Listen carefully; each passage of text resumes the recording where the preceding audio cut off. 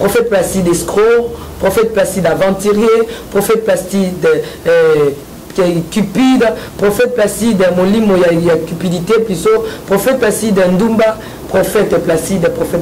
Commanditaire, et ça dit l'évangéliste Claude Kaboundoualé, ça, je vais répondre à toutes ces questions.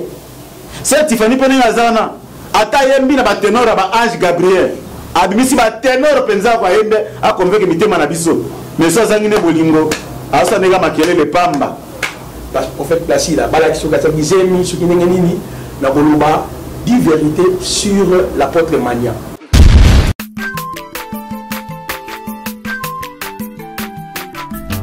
Azamwana motote po akosangai abongwani pete po awangana Nzambe ya le Nazarien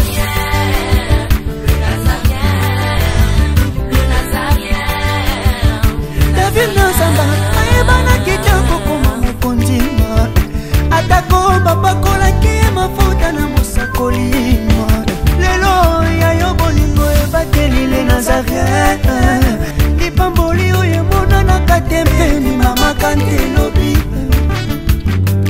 kolapie mapapu masopi mafuta tokokisi ena elongo na Nzambe oyo babenga na makomi Jésus.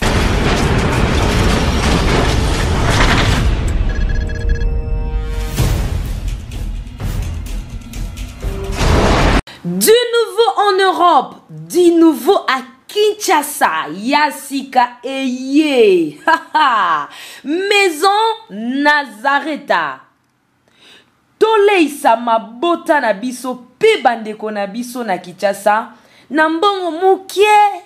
L'histoire de Nazareta n'est pas si compliquée. Opesi mbongo na yo, kobanda na talo ya $10, $15. Pe $20 ya pamba à partir ya Europe.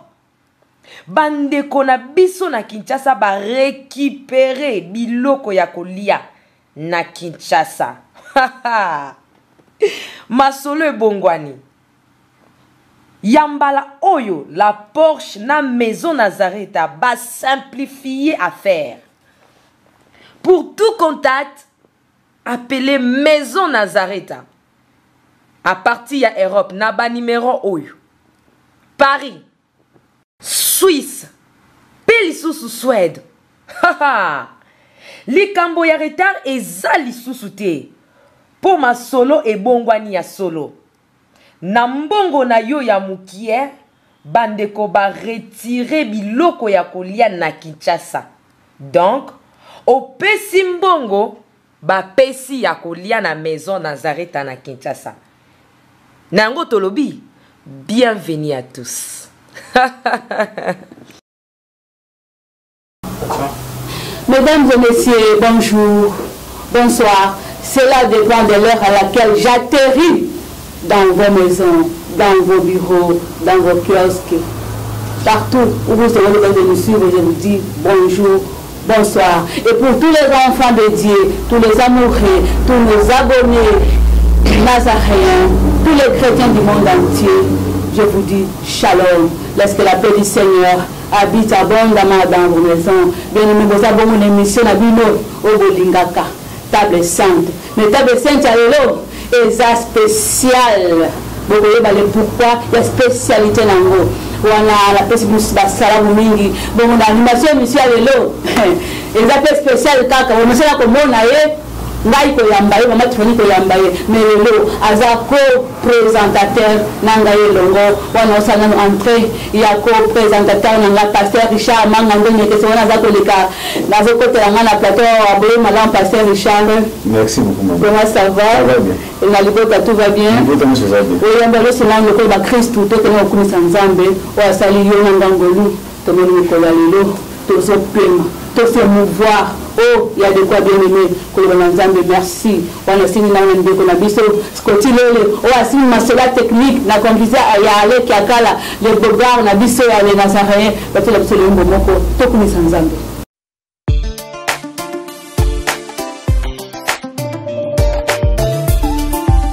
Est-ce que vous pouvez danser avec moi?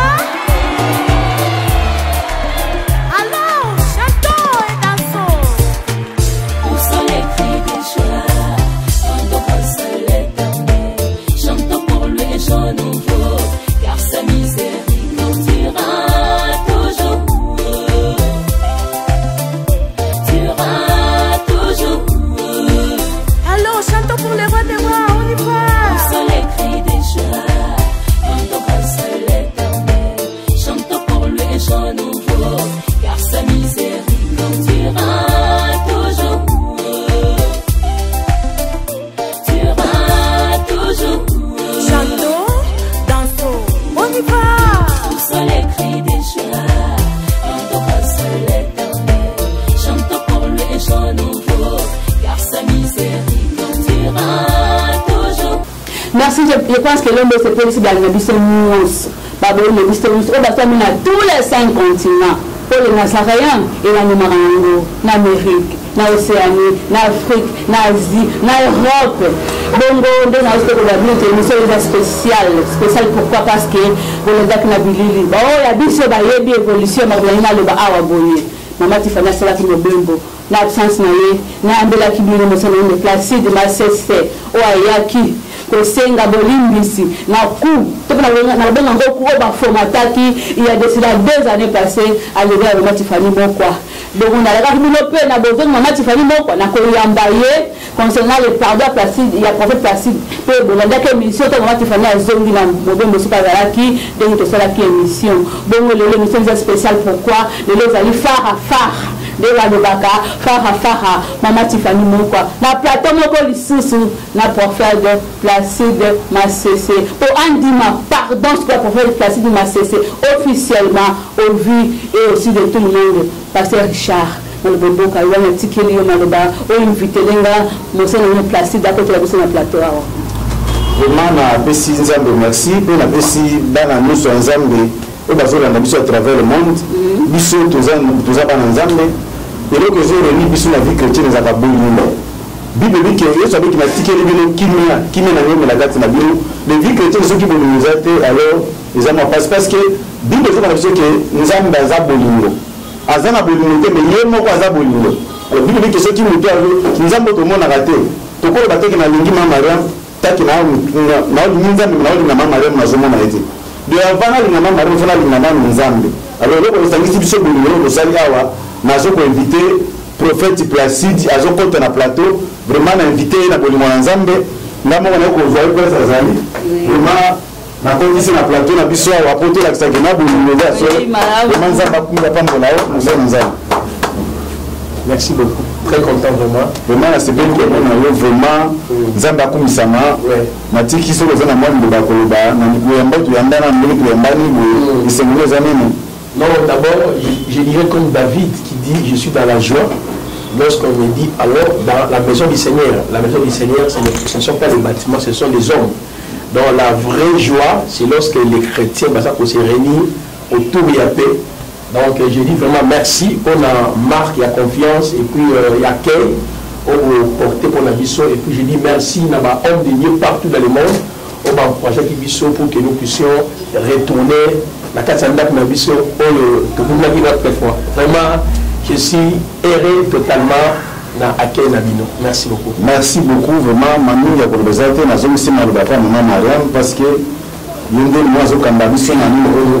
peut-être parce que tous les alliés en moto, donc Tiffany, parce que tu étais placé à son absence, les 2 années passées, les sous beaux années sur le plateau.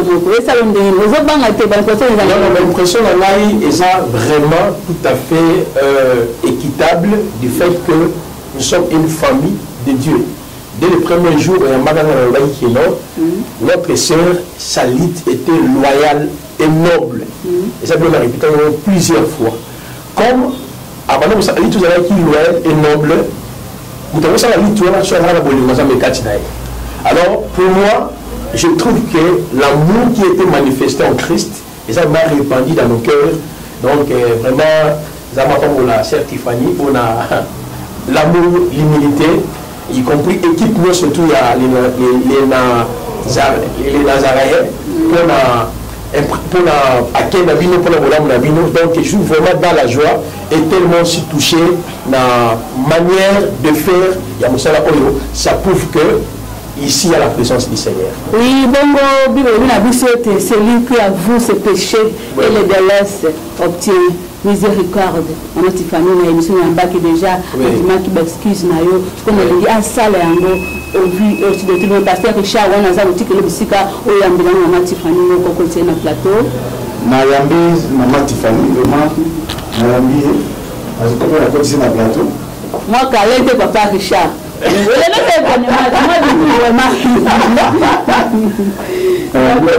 Parce que dans le revenu d'avoir invité sur les gens oui, maman Tiffany m'a aussi encore une fois. Et la deuxième fois que Yambayo après cause de la mission on a vu Kinshasa tes impressions sur comment on a monté dans le classique dans CCPB na yo. Ça fait un bail hein, 2 années passées le résultat on a pas fait malam mais donc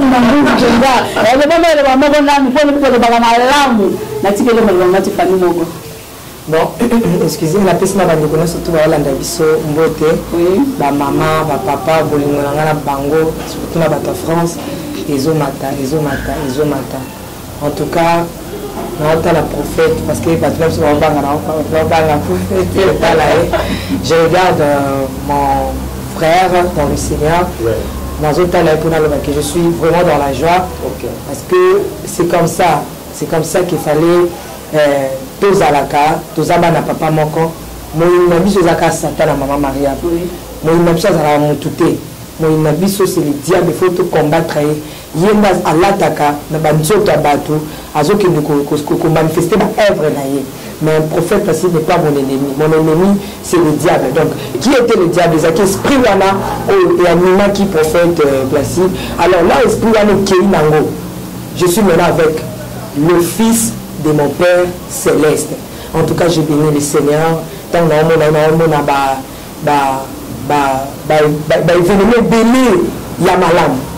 je dis bien, Yamalam, ce qui t'a au rôle, ça va t'amener balai, Natang. Je te permets. On a ça la prophète, la site surprise. Ok. Voilà. Il y a une leçon dans un événement, dans la permanence. Vous voyez, dans la permanance. La sirène on va dans l'église malgré la Nazareth, la personne va dans l'église. Ils appellent pas des choses à rater ça là pour encore ça quand on va Nzambe la permanence les Nazareth peut aller la permanence on appelle ça moi chambre mon boé prophète ayebi donc moi deux caméras na ngai ils a qui ont caméra moi qu'on a mon ordinateur mais quand on travaille pour la carte la monteur prophète ayebi a dit bon prophète ayebi prophète Placide donc il était vraiment mon ami. On se voyait même après l'émission. Même après l'émission, exactement, on a été dans l'église. Alors, dans on a été dans l'église, prophète, il m'a dit que tu fais un capenza, bien te dans le petit. Tant que moi, à Bénissa, qui en a été sur les autres balsous. Mais nous sommes dérangés là, comme tout place, on s'est senti vraiment mal. La malaise. Je vois, c'était les attaques, il me sentait voilà. Comme visitation à mort, esprit de mort. Esprit de mort, voilà. Du coup, on n'a aucun souci. Moi, on n'a pas la biseau céleste. Mais ici, maman, quand l'un des frères, tous avec la préparation, tout ça la prière.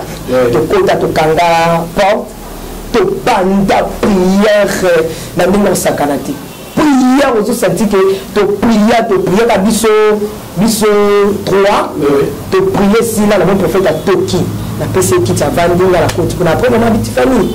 Mais c'est senti vraiment la biki. Donc, esprit là vraiment. Alors, deuxième point, c'est qui s'est comme sous te vendre en gaï. Il est prophète Hervé. Tu vas lui dire ça tout. Aïe, au talent, on va aller au talent. Là, tu vas lui dire ça tout. Prophète Placide a-t-il pas son bébé secret?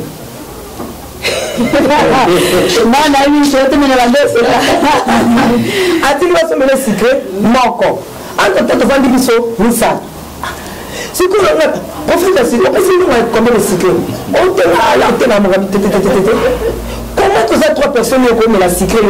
Ceux qui ont c'est que comme la secret, t'es prophète à 4 il faut soumettre la bison d'aller secret. Donc c'est un peu ça pour la rappeler ma bon moment dans tout ce ensemble. C'est un peu ça. Merci Maman Tiffany Moko.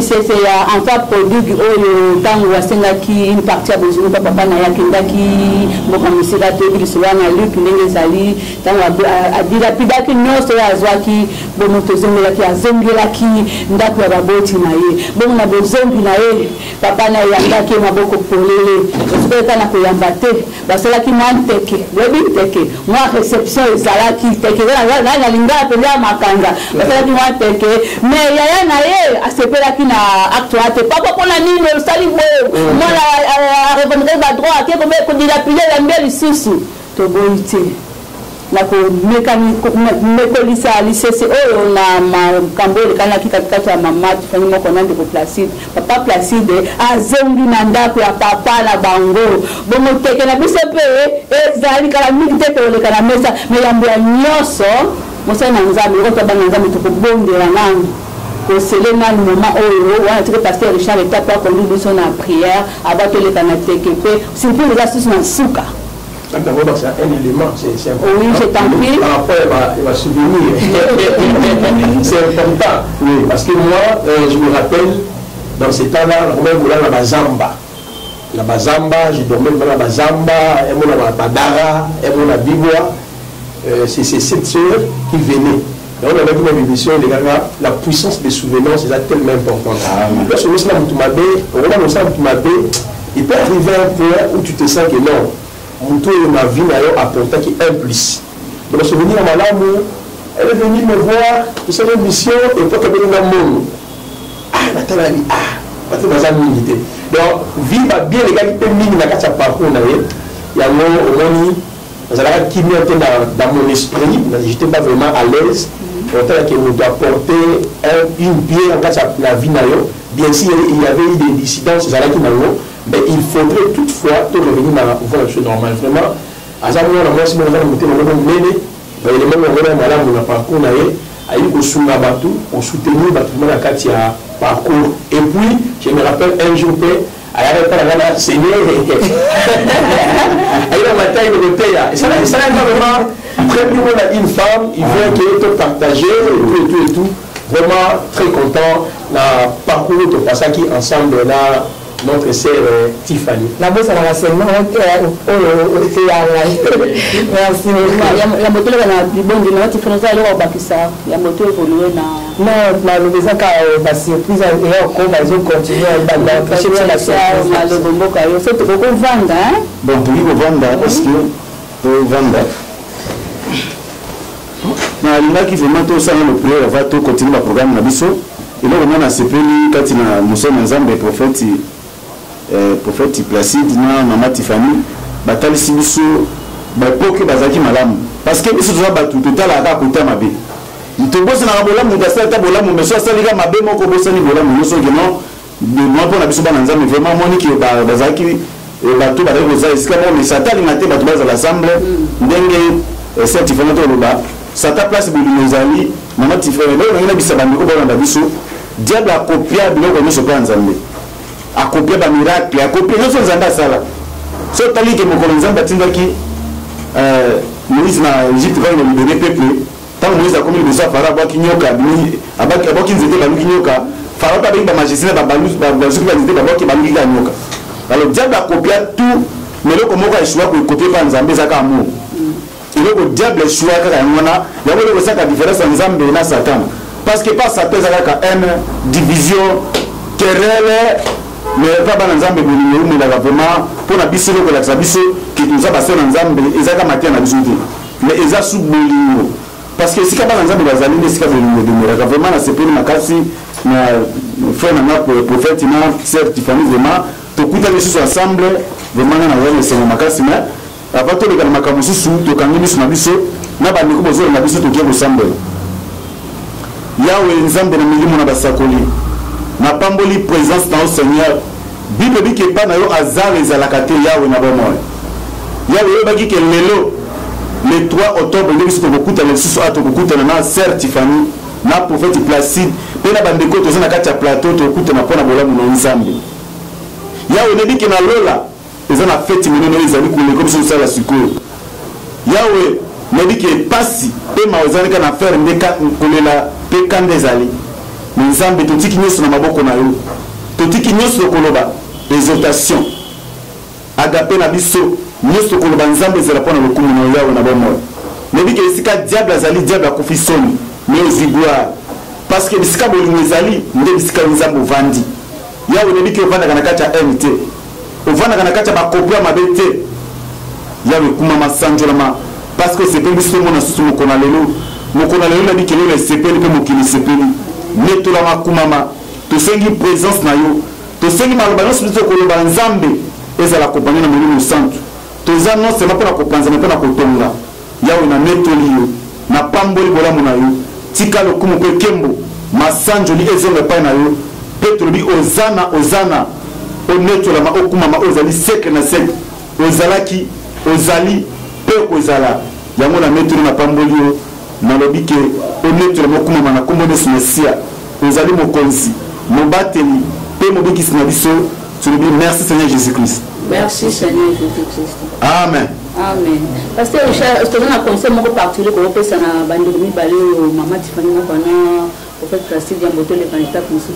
Particulièrement si tu as un conseil. Oui, dans un conseil qui me sonne dans un débat en latin. Conseil n'a pas ça usage comme un débat dans la mission qui le temps dans Marc chapitre numéro 12 toujours verset 30 à 31. Bible dit banini que les pharisiens vont tenter toujours Jésus na maloba.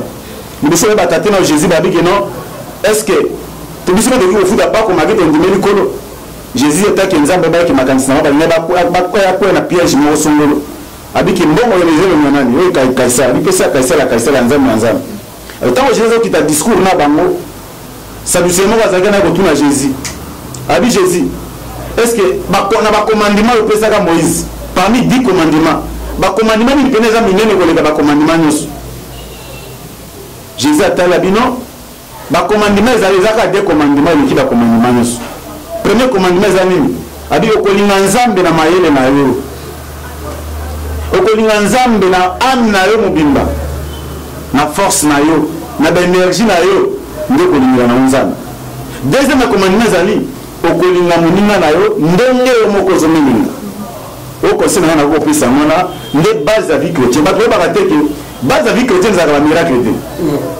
pour ba tombola miracle bazoluka même ba bamba base ya vie chrétienne za ka amour maman Bible zo bana 1 Corinthiens chapitre 12 ba na 12 que atana bi ko prophétiser quoi prophète za ata moni ba mystère ya nzambe amoni ba mystère ba ange a pesi biso ba révélation mais ce kaza ngine bolingo azala lokola ngoma zo beta ngala et le déranger ka batu makele le pour c'est Tiffany poni azana ata yembi na ba ténor ba ange Gabriel abimisi ba ténor penza kwa yembe a convaincre mitema na biso mais ça zangine bolingo asa nega makele le pamba vie chrétienne vanda kana kacha bolingo biso bato toza to limeli nzambe bana nzambe base na nzambe semence muto aza na semence nzambe ifaza na bolingo parce que bible soba biso keno lokola nzambe alingaki mokili alingaki na balinga mutu na maloba te so moni mutu azolinga yo kaka na maloba mase eloko te keba na mutu wana ata so mobali azolinga yo chéri je t'aime mutu alingaka apesaka te babike nzambe lokola alinga mokili mama apesaka mwana na ye alingaka moko mapesi pour sauver le monde d'atimi toto ndi ba ndo wala ndabiso bo alors biso ko to lingi be ngona to lingi be ngukati na biso vraiment neti nga na tiki na ngaso presque ba to bazana conflit na za l'est ndo ndena akolela bo na ebite so nzambe ba inga va magena zaki no mupagana esika ba to bana ba conflit ta ba parana nga ba komba ba no comprendre ngabe esika ba inena ba to menga na olibisa ba to wana donc na comprendre te nzambe donc mutali azana bo ni tese kazana nzambe te ile osangisi biso wa bolingo na sepeli se fait prophète aki awa Tiffany aki na voyage prophète aki to kutuna ki na ye aseskizaki pour ça la makambo prophète asali bato belé o bazangi bolingo bana sata ba comprendre te balimbisa ngata mususu pour bana sata bazali et pas bana sata za ke non et pour aider pour dire non Jésus prophète asali faut za na nzambe pose na semence nzambe pour ça la mo pour belé ba se na nzambe belé bola na même ngaba ça la moté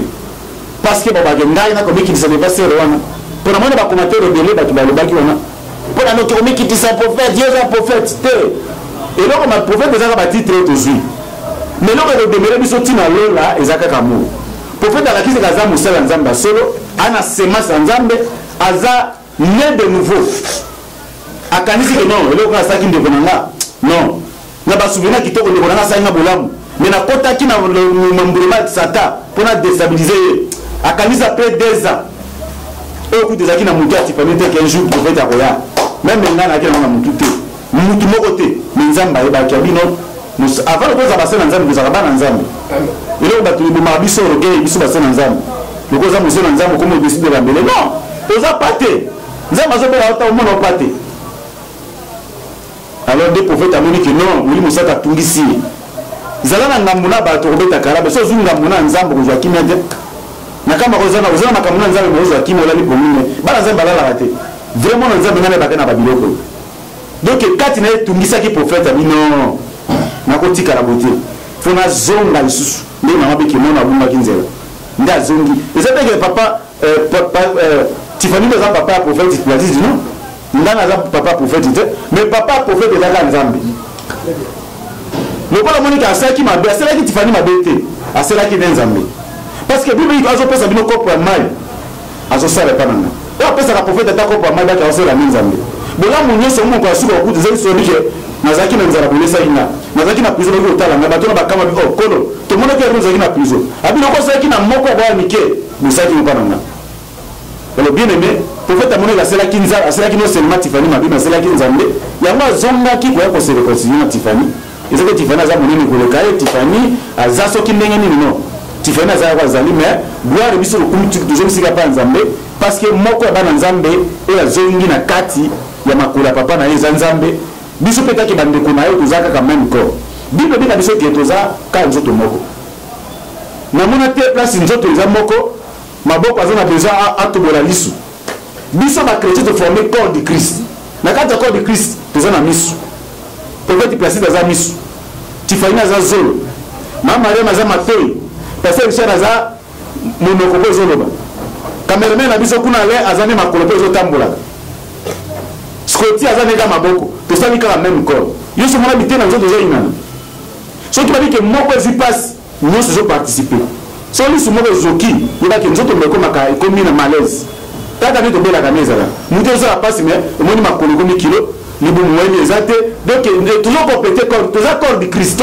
na raté so moni bato zo inana bazana bana Satan vraiment pona biso bana nzambe eza esengo yango na pesa ki bato mo situation basi makaka Jésus apesa ka de commandement et nzambe na motema na mobimba oni mape moninga na ndongo zo melinga so nga lingi Tiffany na sala mabe jamais so nga lingi prophète jamais na créer ba kabala mabe pona na déstabiliser na luka mata pour ce qui prophète a matinga pe na mati so Tiffany a matinga pe na mati zo mona nemo kilezali mutu atombo na nzela mutu nzamba saka dans l'évidité pour le biso to le kali Nazareth parce que Tiffany na zakili kanisa sala mo bino boyinga tan tuzu pasteur Richard mais ba kinga nini pas bien que tam suba bengusuba ba communauté congolaise a ba ko to mona na biso te na Kinshasa ti ba kenda ba poto mais na nzela Tiffany na sala ki site yo ndenga na ko ibana na ba ndekibele ba benga na basi mibali vraiment mutabona sala mabe pona nini parce que la senga bolingo ko tatika nenga ba pasteur bazé bele ko mati fana ko ninga na ki pasteur je les gars na site nanga ba pasteur bazana ba révélation bana ba option ko lega tamsunga ni bazu gratuité mais comment mutu tala na tani va bolingo na kati ya kolo mukongo azalaka te muluba aza te mopende aza te muswahili aza te ongande mongo non tokomi biso nyonso mutu moko tokolinana mpona nini ata baerere ezali tokosula tobongisi vraiment esengo nanga eza yango wana bana nzambe ozolanda biso bana nzambe asoleli bana semence ya nzambe bokomprendre makambo nalobi nalingi molimo osata etrepete bino message okolekania parce que ngata mosako kobusa baerere na maloba molimo osata etrepete na mitema na bino koleka meme nga alobi vraiment yango esengo na biso Merci beaucoup, pasteur Richard Mangandoni, qui est ministre de la Justice. Dès sa minute, nous allons bien, Malubawe Bandaka Bapota, Malubawe Adouci Sakapelza, donc Elengi Mingi. Donc, on habitait les mi-balais, mi-sa tout au Koloba, mais il y a un peu de temps à souke, les albums à relire, à Komel. Bandeko boza à l'étranger, voir tu vas Bluetooth, mais pour la routine de la vidéo à relire là comme là, na Bluetooth, bon, c'est l'anglais de l'émission, peut-être qu'il y a un peu de mi-sa tout. Oui, c'est comme une étenne, Maman Tiffany Mokwa, la présidente du Parlement céleste.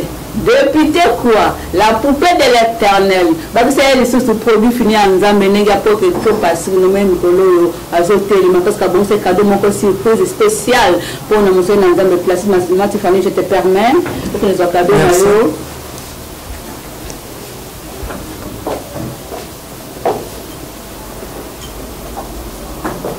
on a un peu de temps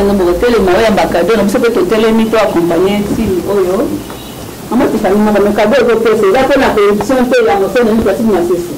Qui a fait la personne en France, il y a la corruption pour au Cameroun, sous article à la Nazareth.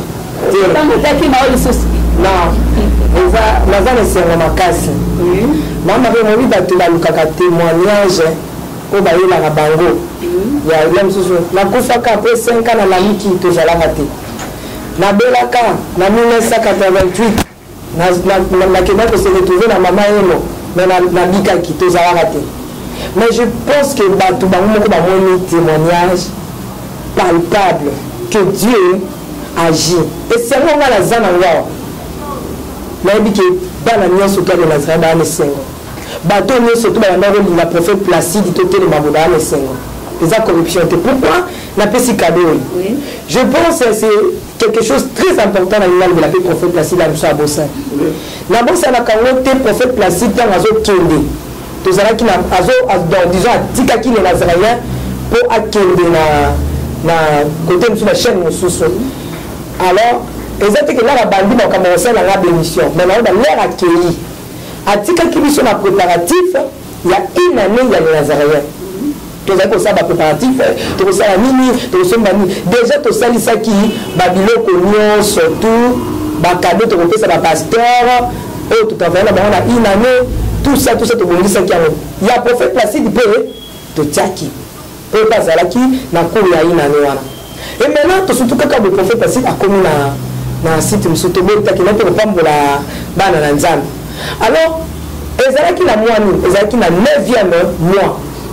9e mois ndakitaki biso ba 10e mois ba 11e mois ba 12e mois ndenge makambo ekendaki kosalama ndenge Satana alingaki. Alors na vandi ya prophète Placide azongeli biso na mois nini? Na 9e mois toujours. Tout ça soit préparatif à nous. Il y a 4 ans, il y a les Nazaréens, bien aimé. Le ministre ambassade ndenge nini? Akita na mapapu na se aya bimanda ye nazo salela bino. C'est quelque chose, je ne sais pas qu'est-ce qu'on peut dire. C'est spirituel. Alors enseigner là que kobanga nzambe ezali bandeli ya mayele. Et bakisi kati na ngai foi. Voilà pourquoi natani na 4 ans au prophète Placide azalaki na cadeau na 1 an. Même cadeau on appelle ça qui bat na 1 an yango na zone c'est le prophète Placide. Là tokokisaki 1 an na zara na pesa ki bato nini portrait. Pour koloba ke lelo mpe susu na opesa prophète Placide elongi kaka ya ye moko. Napesi prophète Placide elongi kaka ya ye moko na bo opesa ye mais ayebi te na pone elongi nini. Pour la tika prophète Placide. Ça c'est Maman Tiffany. Na tika ka prophète Placide azalaki na suki. Mais azongeli ngai awa kovo. C'est tellement beau. Na mande febe. Ziko tobi te tozo wana ya kovo. Tout aussi photo ya suki. Est-ce que dans une photo ya 2014 yé mon père a évité. Mais éviter ceux qui fait passer pour désigner. Écoutez, en tout cas, à 2012, 13, 14, c'est toujours bienvenue par la live. Voilà. Donc, toujours si le prophète Placide n'a pas de baou, n'a pas de coupé ça, il s'est tiré photo. Tenu sa prophète Placide, à chaque fois, vous avez maman Nandaku, madame, vous avez la photo na yo kanisa kale Nazareth. Penzambe wana oyo azomsi motema na yo sima po banza bolamu ya Nazareth. Tango azomona photo wana na kati ya ndako na yo abosa na kale Nazareth. Atango nyonso pe likanisi nyonso koyela yo ezala buto yimbeli biso prophète. Ezala mabe komeli biso to abana nzambe na parcours oyo tosala. Kanisa katango nyonso photo. Et rappelez yo mokola lelo pe na mikolo oyo elekaki mpe na mikolo oyo ezoya.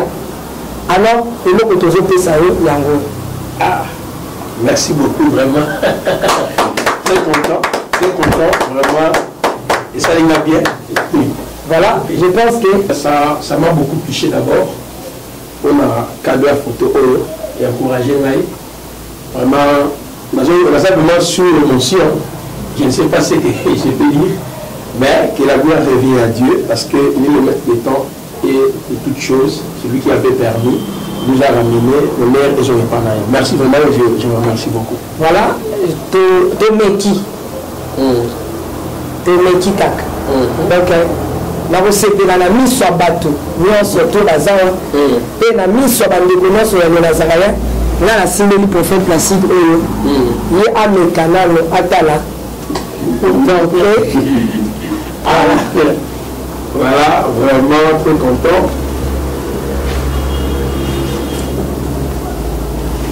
Oh, gloire à Dieu.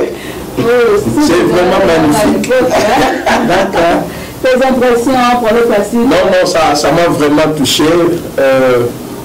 Je sais que pour te rappeler à chaque fois que dans la vie, il faut être intègre. Il faut être généreux dans sa marche. Étant donné que nous servons le Seigneur, Dieu a, par sa mission, sera tellement compliqué, c'est pour nous instruire. Bible de Juge 5, nous avons plus de 5 nations qui ont construit Israël. Pour la photo, on a comme instruction. Même si Dieu t'a appelé dans le ministère, il ne faut pas passer la compromission. Si Dieu t'a appelé dans le ministère, la souffrance, les combats, il faut aussi dans la constante, dans le message pour la passion. Pour moi, ce portrait veut m'interpeller que non, tu dois rester fidèle dans le message, dans la mission pour la passion, dans la mission pour la passion, et dans mon ministère, je ne peux plus vivre dans la compromission. Amen. Vraiment, nous avons pas la vidéo, ça vraiment il y a mis touché là, il y a interpellation, ça pendant conducteur pour la maille. Voilà. Amen. Si ça a été vraiment un événement où les Alapenza ancré et écrit dans les annales de Dieu. Maman, tu je vous permets de vous asseoir un peu. Oui, dans la petite annale, moi, je vous tenez bien, il y a 2 ans passés, au moment où nous ça. Après, ça nous a prophète Placide dans une mission à Bilo. Là, vous avez bail nangai, azala ki molandi mon nena de mission à Bilo Mubali à l'époque. Azala cause que la prophète Placide Makas. Est-ce que le type de temps 3 minutes, il y a un mélange de prophète Placide. Vous savez, la belle époque, voilà. On a 2 minutes, car moi, ambiance, au salle à l'époque, à vous la parole, maman Tiffany. Maman Maria m'exerce en Makas, oui. Qui n'a pas bon, merci beaucoup. Je reçois pour vous le prophète Placide Massissi. Je pense que c'est lui mon invité spécial du jour. En tout cas, vous serez vraiment richement bénis. Na invité na Ramkola lelo akuna mubaya Mungu. Mapendo yangu na batoto ya France iko na panda ça. Sans plus tarder, je regarde mon invité tout droit la misso. Ceux qui ont côté l'anga évité, c'est juste l'ambiance de l'émission. Bonjour prophète Placide Massissi. Bonjour maman Tiffany. Très bien par la grâce du Seigneur. Oui, les alawaka ambiance les Nazaréens. Tongili totunayo, ça fait un peu bail. Mais question la mission ezali boto kana question moko tongili totunayo. Prophète Placide tozoyo kayo na libanda ba bengi biso, prophète Placide escroc, prophète Placide aventurier, prophète Placide cupide, prophète Placide molimo ya cupidité, plutôt prophète Placide ndumba, prophète Placide Milo Manayo. Oui, je crois bien que la question est tellement pertinente qu'on peut accueillir Awawa. Je ne voulais pas, parce que le message a dit qu'on circulait sur Internet, et ça comme c'est que ça a image mais pour outre par rapport à chemin où on a emprunté pour le Seigneur Jésus-Christ actuellement. Alors je ne veux pas dans la compagnie de pasteur les Nazaréens, parce que dans la carte il y a cupidité, la carte il y a débauche, la carte il y a comportement un peu barbarie. Moi, je vous dis ceci, je vais répondre à toutes ces questions. Parce que pour les autres, c'est parfois c'est épineuse, mais pour moi, je trouve qu'il y a ma petite question. C'est alors, ambiance et mission au thé. Mais là, on a un pasteur, ma prophète, ma docteur, ma qui est belé, si c'est question, parce que le prophète Placide, la balation de la misère, ce qui est dit vérité sur l'apôtre Mania. C'est un vieux pour moi. Je dis vérité sur lui. Et puis, on a enseigné si les mariages, les remariages et les divorces, selon la Bible. Et on a commanditaire, et ça dit, l'évangéliste Claude Kabouloualé, ça, c'est un frère à qui tout marche qui ensemble. Dans la vie, lorsque tu veux détruire ton frère, parce que là il n'a pas même dans tout canaillé, il n'a pas dans tout canaillé dans la civile, même si la religieux. Mais je n'ai pas compris la porte a passé pour que salir dans la frère là-bas. Si on a passé dans l'émission, c'est dans le souci, il y a pour faire voir que non, les chemins de la mère de Malamouté, étant que nous sommes des ministres de Dieu, on est en train d'éviter contre une serre, on a dit comme un primitif qu'on encadrait. Alors on peut sur moins 30 vérités qui a fait qu'il y a un Kabouana Kaboudouane ça, avec des vidéos, avec des preuves, et ça y a un Kabouana. Donc je crois, j'aimerais la suite qu'il y en a, pour ne pas merci beaucoup, prophète Placide. Nous sommes arrivés à la fin de cette émission. Que Dieu vous bénisse, Marie. Merci. Pour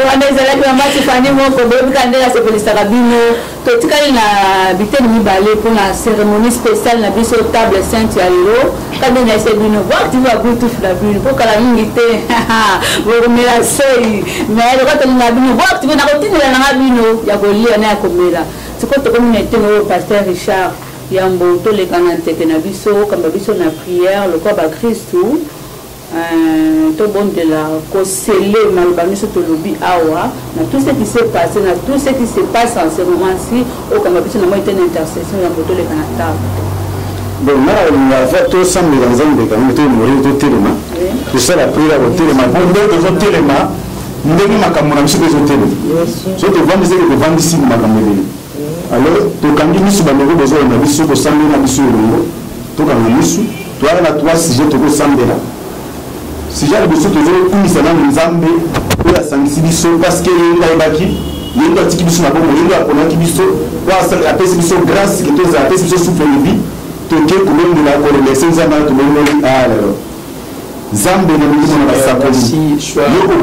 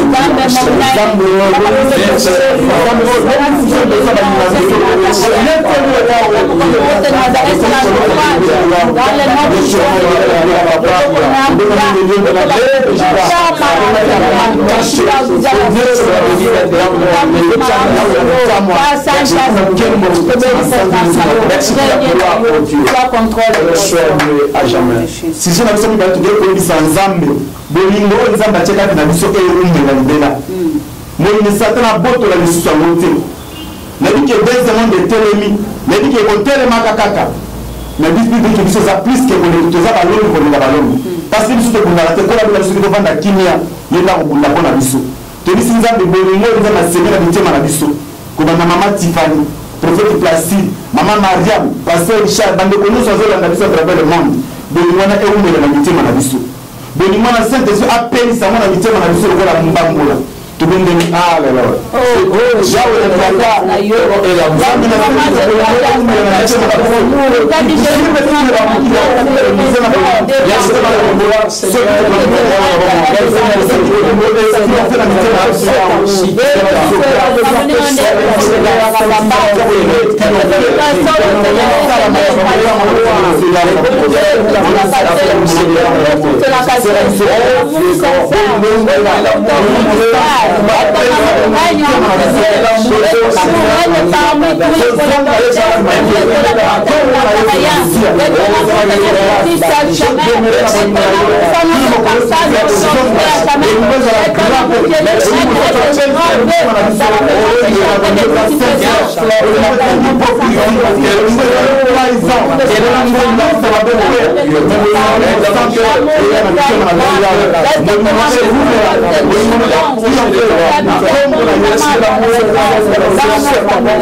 au sein de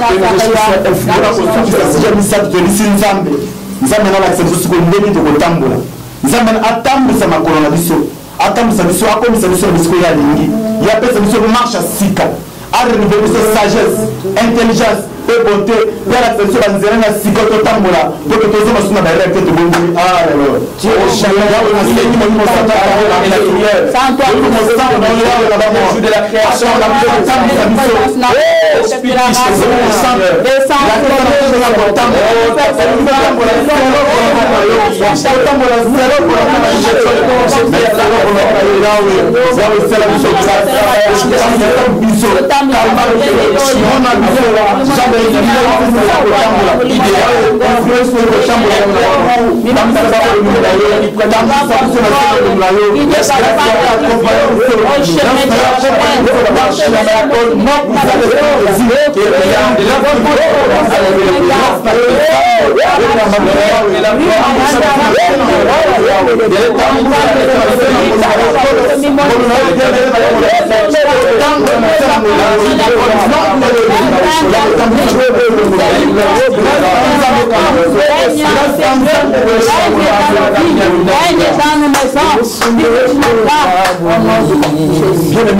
déstabiliser la plan de Satana.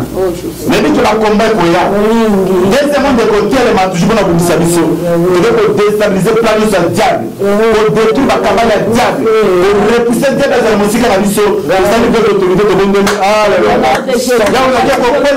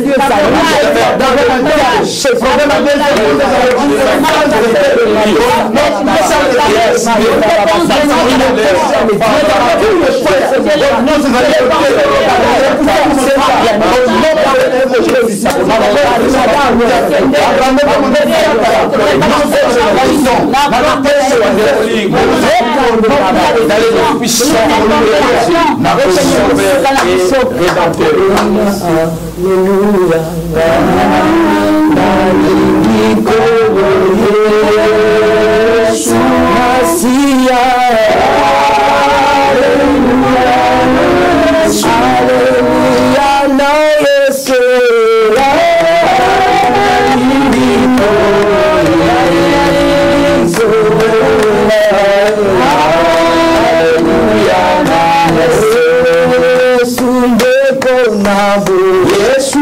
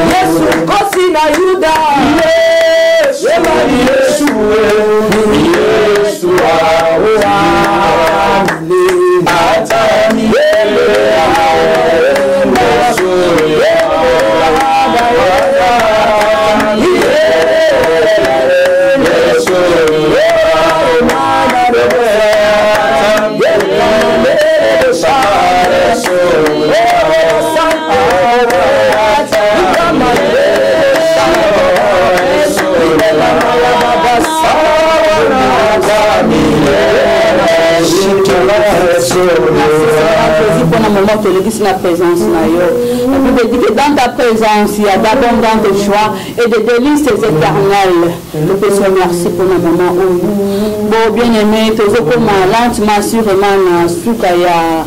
Spécial table sainte na biso ya lelo ngobosa na kala mingi te to na venema susu moko ezabelo spécial susu le 13 octobre oyo les Nazaréens ezekokisa 4 ans de besoin de passeport jour pour jour où tu as mati fana za qu'il passe au ngwa le centre pour ça 4 ans c'est là on a posé dans le gouvernement pour perfectionner le sang na biso mais bébé sang biso to ko beta pour se parler si c'est n'est que bino ka badoni na biso lui dit que cherchez et vous trouverez, frappez et l'on vous ouvrira, demandez et l'on vous donnera. Et ça m'a commis ensemble, tout de ta porte, tout la maman, tout le papa pour réagir.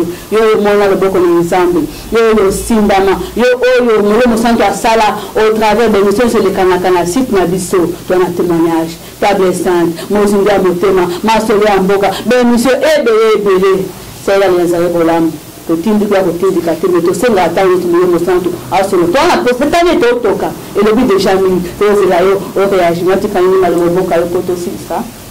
Merci beaucoup nzambe yana na tito ko fanda to na kaka. Oui to fanda to le kana teke na biso. Merci. Je dirais merci à Dieu. Dieu est merveilleux. Nzamba te mutu na mutu. Ngai na telemi na sima ya maloba ya batute. Na telemi na sima maloba nkolo Yesu Kristo. Nayekoba te nzambe aza fidèle, nzambe aza vivant. Nayebisika bapapa na nga bamama koyokisa kombo na Yesu Kristo soni te. Nzambe wana ya ngolu ata lelo te, ata lobi te, ata lobi kuna ayoka losambo na ngai. Yango nabi kaka geste oyo ete ya bato nyonso bakutani na baproblème lokola ngo na kutanaki nango. Bien aimé, naoyebisa yo, Dieu est fidèle. Je sais pourquoi je dis ça.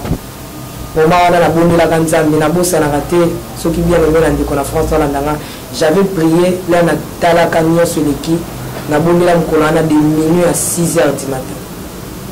Mais le Seigneur m'avait dit garde silence, je veux combattre pour toi. Je m'avais dit que nzamba bunda ndenge yo linga bunda te. Nzamba sala ndenge ka yo zo linga sala te. Nazana commentaire en sala te. Je dis et je vous présente ces témoignages. Je vais vous présenter une mission, mais je vais vous présenter un témoignage. Alors, de la ligne de Sabandiko, Bayamba, prophète Placide, et si ka obotia qui na mitema na bino, nzambe wana zongisi, oyo mwana na mutobo ya pona ni. Bozongi sa prophète Placide, et ça la surprise pour la bino, bien aimé, prophète Placide a zongi na kati ya Lena Zaréen. Na mette sur le comité ensemble na boko. Oui,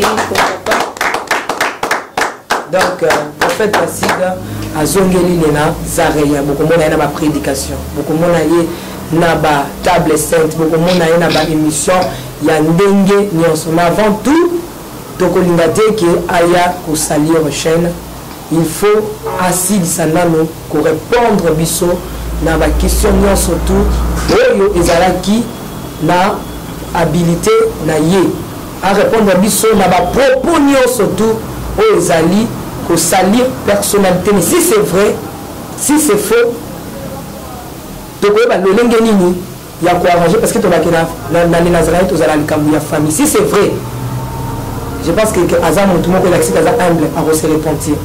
Si c'est faux, à quoi il va payer. Mais le Nazaréen en dehors de la famille et sa chaîne à connecter à l'émission surtout vous serez vraiment bénis. En tout cas, tout douter sur la prophète Placide, tout ce qui a été Nzambe azalana Nzamba contrôler.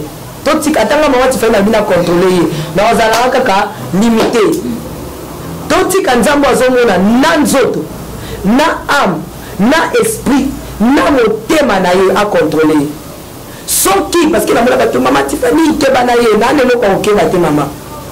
Nzambe kaka kene kolonise makolo na ye asangisi makolo na ye comme makolo 1 2 3 4 to fa misika boko ye wana mutu akosani bible lobi motema ya roi esimbami na maboko na ngai nza na o manipulango lolenge nyonso alingi yango tout geste oyo eleki awa tosali yango sous la mouvance du Saint-Esprit ezaka na pomba te ezaki na moment ya prière na moment ya réunion na moment ya ba préparatif oyo prophète Placide ayeba kité biso na les Nazarene tout ça la kiango bomoni bino moko cadeau na ye à chaque fois ceux qui pas pour répéter pour la vie de biso chrétienne to ko ya ka to telema ceux qui ko répéter mais diable ko yesu ko telema tableau à moins ka buka buka yango mais tant que buka buka yango te et ko bana ko rappeler moko la lino de deux toujours le caractère de kolia et le moyani il y a fraternité il y a communion ceux qui peut et ko komaka à rappeler à se rappeler na mokola lelo to melaki là to ça la communion et la muta trahinte muta bomate pour la nuit to zo capable bomate mais to zo na to ça intérêt ya nani ya royaume amen à rappeler mokolo to ça na mesa ya royaume to zo yoka na pour que libota nzambe epambola to zo yoka pour que ba ambaza la délivrer bisika baza ya molili to zo yoka na pour que to bimisa batu na kati ya libulu to bimisa bango na libulu na nini na mateya na kobimisa misala ya molili bima na poisa table oyo ko rappeler prophète Placide et le konga la kosenga kaka bana ya les Nazaréens nzamba tiela lokola ange abi écrit à l'ange de l'église siko ange ya église ya les Nazaréens Mama Tiffany amen lokola ngai ange ya avec beaucoup d'humilité bino nde bakonzi mais ange ya église ezangai na bonde libino na kolobake boyamba prophète Placide na motema mobima en qualité comme votre frère, en qualité comme votre pasteur, en qualité comme l'homme de Dieu. Amen. Ba maman, ceux qui ont un conseil beau pesaye. Ba papa, ceux qui ont un conseil beau pesaye. Sur ce, na ke kolobaki sous ko répéter, je pardonne tout le monde. Nga nazali prophète Placide nazali ministre.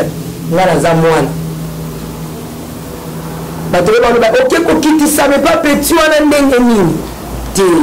le contraire bino bomoni ami kiti sami mais spirituellement en matière les sous l'escalier ma case na lobi bo le comme on dit le kumezala prophète Placide ya zobo ya le kumezala était bon ngai na ko babo prophète Placide aza papa poza déjà ministre mais ngai na za moi mais kasi na samba bele le kwato zotambola ko la sali ya tsekeke azala ndeko azala pe moninga azala pe bien aimé na ngai frère. Tout ce qui est la plus importante c'est de travailler pour le royaume. Amen.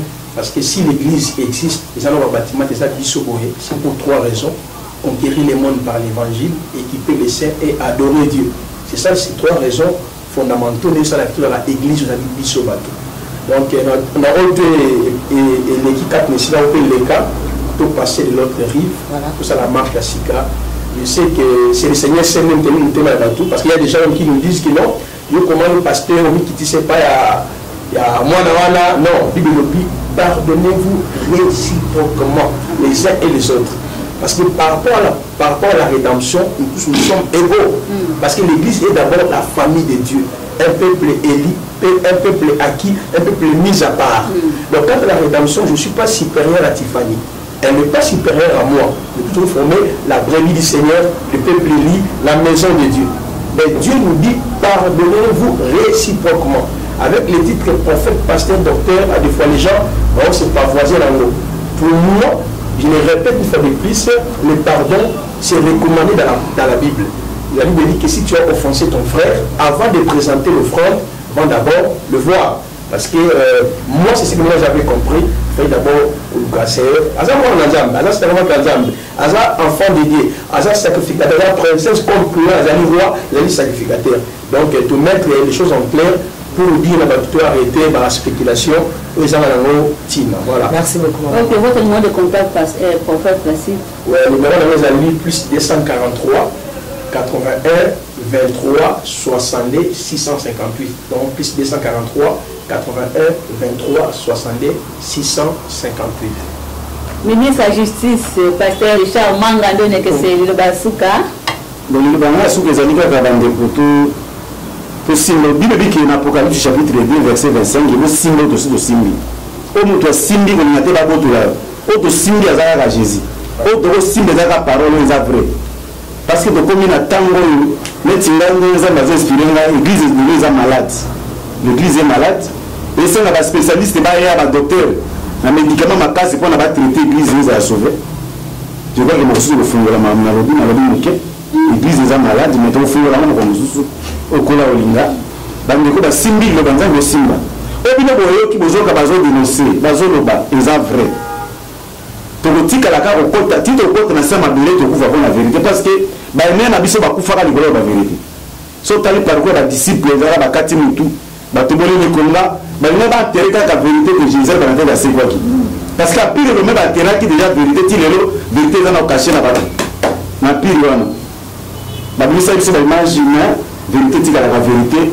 Tobe ya moto kita lokola moi ezali poza siko na moi et comme elle moko molili to lingato molili okota na okaka suka ko maka tongo tana na okaka wa muleke maka muse batamaki na butu et c'est que tongo ka itana ka mo itanibo bato ba lingo bomba la vérité sata ba bomba ka ide sata ba dénoncer ba chassa ka ye parce que bible va que résister au diable si ko to vérité to bima ba musu ba ni vérité bimate.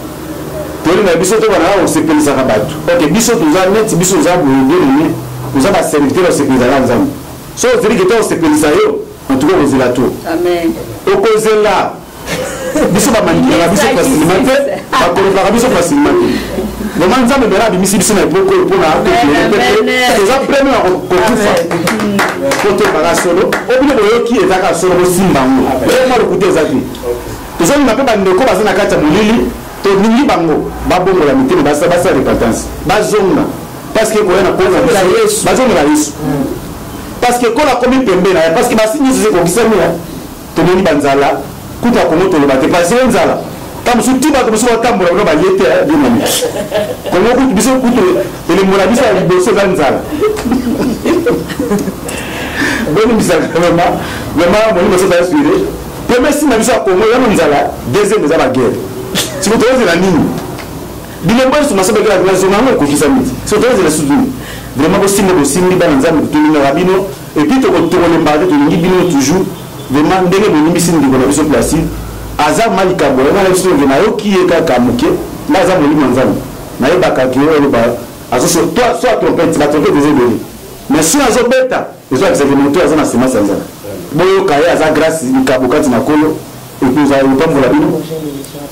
Vraiment, numéro de contact pour nous ça plus 243 99 848 78 07 plus 243 99 848 78 07 na pesi ba mbongo so bala nanga travers mon gati vraiment vous belé na pesi nous sommes là pour nzamba pambola bino bisika boza. Amen et na promettre dès la semaine prochaine. Prophète passé dans une bénédiction dans les Nazareth et nous avons Tiffany Moko. Quant à Maman Mariam Piambe, elle vous aime beaucoup et elle vous dit au revoir. Lorsque vous avez tout fait pour la team de la Bino appelée Nakomela. Bye! C'est avec moi. Alors, chantons et dansons. Où sont les cris des joies? Quand on passe l'éternel, chantons pour lui et chantons. Sa miséricorde durera toujours. Durera toujours. Allons, chantons pour les rois des rois, on y va. Où sont les cris des joies quand on passe l'éternel? Chantons pour lui et chant nouveau, car sa miséricorde durera toujours. Durera toujours. Chantons, dansons. Où sont les cris des joies quand on passe l'éternel? Chantons pour lui et chant nouveau, car sa miséricorde durera toujours. Durera toujours. Chantons pour les rois des rois, manifestons que nous sommes reconnaissants à ses bienfaits. Wow, wow, wow. Si nous sommes ce que nous sommes,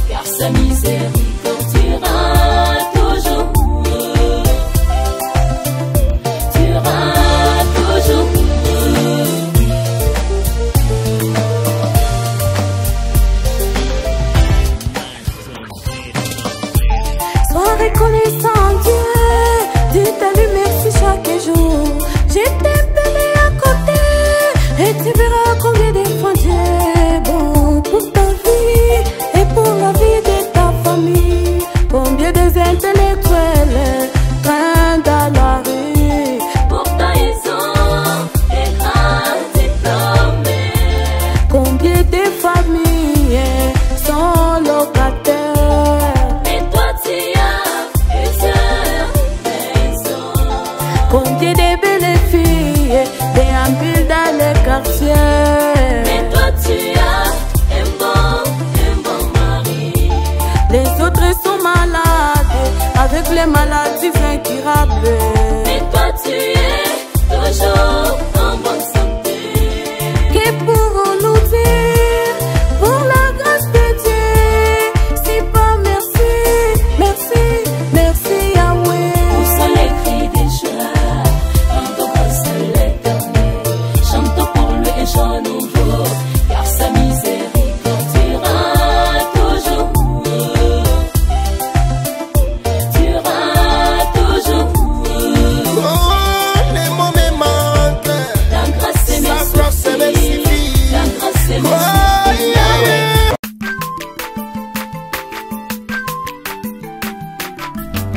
aza mwana moto te po akosa ngai, abongwani mpe te po awangana.